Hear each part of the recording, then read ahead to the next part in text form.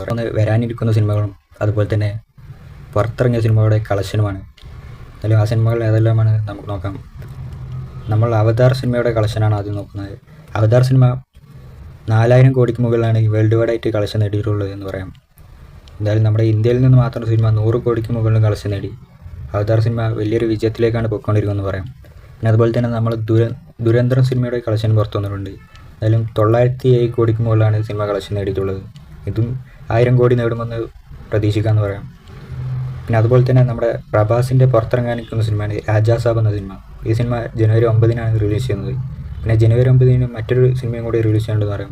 നമ്മുടെ വിജയുടെ ജനനായകൻ എന്ന സിനിമയും ജനുവരി 9 റിലീസ് ചെയ്യുന്നത്. പിന്നെ അതുപോലെ തന്നെ നമ്മുടെ ദൃശ്യം 3യുടെ ഷൂട്ടിംഗ് പൂർത്തിയാണെന്ന് പറയാം. മലയാളം ദൃശ്യം 3യുടെ. എന്തായാലും ഈ സിനിമയും റിലീസിന് അടുക്കുന്നുണ്ടെന്ന് പറയാം. പിന്നെ ദൃശ്യം 3 ഹിന്ദി റീമേക്കിൻ്റെ ഷൂട്ടിംഗ് തുടങ്ങാനിരിക്കുന്നെന്ന് പറയാം.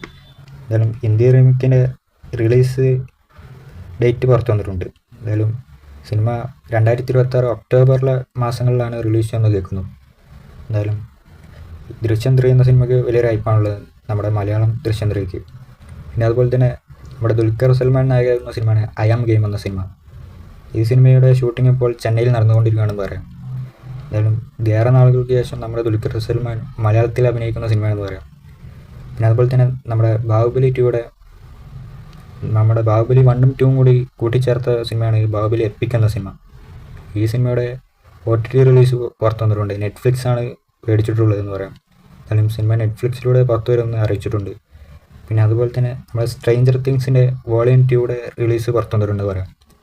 എന്തായാലും നമ്മുടെ ഡിസംബർ 26 സീരീസ് റിലീസ് ചെയ്യുന്നത് നമ്മുടെ നെറ്റ്ഫ്ലിക്സിലൂടെ. പിന്നെ അതുപോലെ തന്നെ നമ്മുടെ ശിവകാർത്തികേയൻ നായകൻ എന്ന സിനിമയാണ് പരാശക്തി എന്ന സിനിമ. ഈ സിനിമ ജനുവരി 10 റിലീസ് ചെയ്യുന്നത്. എന്തായാലും നമ്മുടെ ജനനായകനും പരാശക്തിയും സിനിമയും ക്ലാഷാണെന്ന് പറയാം. എന്തായാലും ഏത് സിനിമയായിരിക്കും വിജയിക്കുന്നതെന്ന് നമുക്ക് കാത്തിരുന്ന് കാണാം.